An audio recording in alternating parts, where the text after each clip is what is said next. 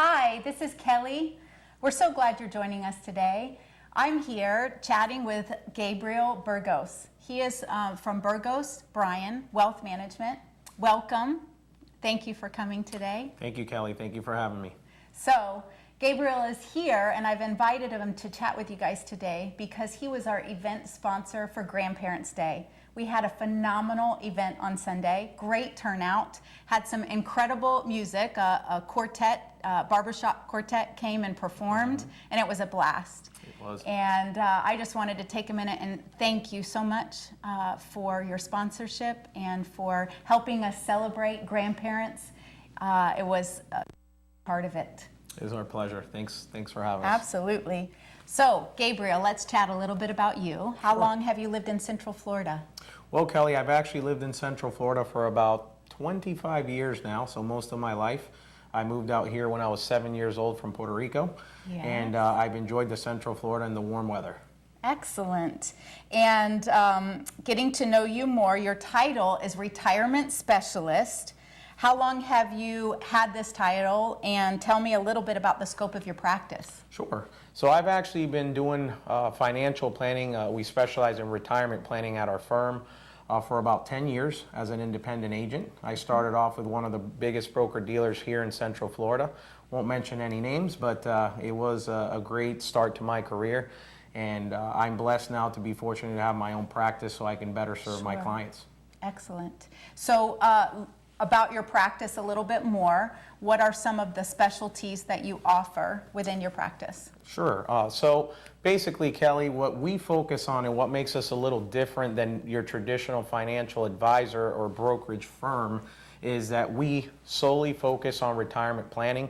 So most of our clients are 50 and older, and we do everything that has to do with any type of crisis planning, pre-planning, long-term care planning, retirement planning, and we want to make sure that the clients are prepared for their retirement as they're approaching their retirement years. Excellent, excellent. So we have several great companies that serve our community that have been here a while, but one of the things that you highlight in your practice is the aid and attendance pension for our veterans. And so we'd like to take a little bit of time to chat about that. Sure. And with the aid and attendance pension. Absolutely. So it is a program that's been offered for quite a while. Absolutely. Yeah, it's actually been around since the 1970s, believe it or not, and less than 5% of veterans or spouses even know it exists.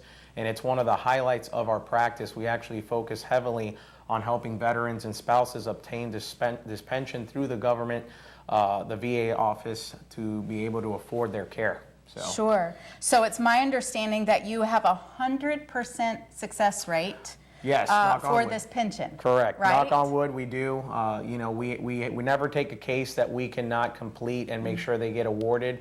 You know, as long as the client is giving us all the information, I will put that caveat in there. We are able to get 100% success, and we're going to walk you through the entire process.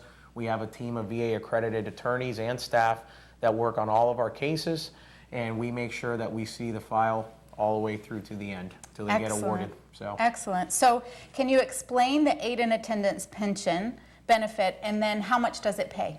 Absolutely. So the aid and attendance pension, as you know, it's administered through the Veterans Affairs, and it is a pension that is designed for someone that needs the assistance of another person. Okay. So if you've probably heard of the ADLs, eating, dressing, bathing, transferring, medication management. Those are to name a few. Sure. If you have at least 2 out of the 6 activities of daily living, you can qualify. That's one of the criteria to apply for this pension. Okay. It could be very complex. There's actually 4 individual tests that you need to pass in order to get to a qualifying state. Okay. And I don't know if any of the residents here have ever tried working directly with the VA, but it's very cumbersome and difficult to work with them. A lot of paperwork. If all your T's aren't crossed, your I's are dotted, you know, it'll take them a while to give you a runaround, and you could get denied. And this pension actually pays retroactive, and you can lose that retroactive payment. So you're saying that you can apply on your own. You don't have to use a company or a firm to help you with that. Yeah, we highly recommend not to apply on your own. Right. We highly recommend that you know, whether it's our firm or a firm that specializes in this type of planning, that you use their services, you're going to have a lot better chance to being able to get that pension. So, Sure. And as far as to answer your question on the benefit amount, so it depends on the criterias of the person. If you're a surviving spouse, which is the smallest benefit amount, it's $1,149 a month. Okay. By the way, all the pension amounts are tax-free. You do get to keep your Social Security pensions or any other income you have if properly structured. Sure. That's part of what we do, so you can maintain that, unlike Medicaid. Right. You lose your income. Okay. And then it could go all the way up to 2 veterans married to each other, which is upwards in the $2,800 range. So, and then there's single veteran, and then there's a veteran married also. So depending on the scenario. So. Okay, so those are some great numbers. And let's go back. You said that you need to have at least 2 of 6 criteria. I know there's a couple other things that go in there. Let's review those one more time. Sure. So the 2 out of the 6 is for the activities of daily living. That would be considered the health test. Okay. Other than the health test, you're going to have the basic qualifications. So you actually have to be active duty or a veteran that was active duty 90 days during a time of war. Okay. Didn't actually have to see combat. So those are the basic qualifications. If you're not the veteran, the surviving spouse qualifies through the veterans as long as she doesn't remarry. They're also going to take a look at income, and they're going to take a look at assets. And this is where we actually come in and do the planning, depending Sure. on the income and the asset levels that you may have. The good news is we can usually, 99% of the time, we can work around any income level or any asset level with the proper structuring.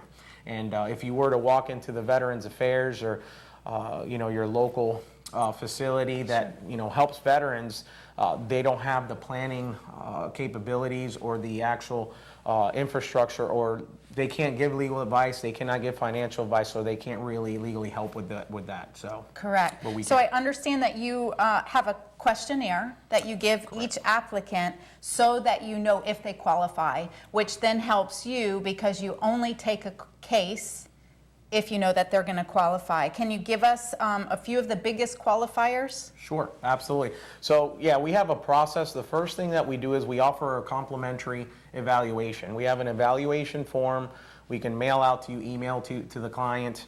You can either do it over the phone or you can come into our office. We have several locations here in Central Florida. Our main office is here in Claremont.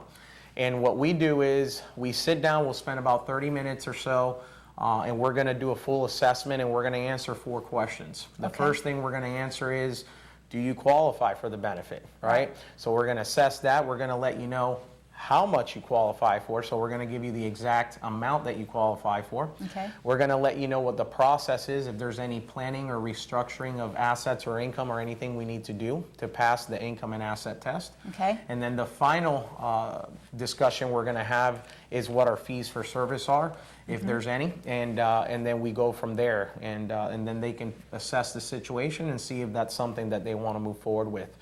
If the client does not qualify for any reason, we don't charge a fee for that initial consultation, and we will let them know in that first meeting. So. And they will be speaking directly to you, and in your best knowledge, you will let them know whether you can proceed. Correct. With Yeah, the program. we're not going to take a case unless we know 100% certain that we can help them. That is absolutely correct. Excellent. So tell me about how long it takes for the process. How long does it take to get awarded the pension? And that's a great question, Kelly. That's the $1 million question. A lot of folks actually ask that every time they come into our office. So right now, I can't give you a certain figure or time frame. I apologize.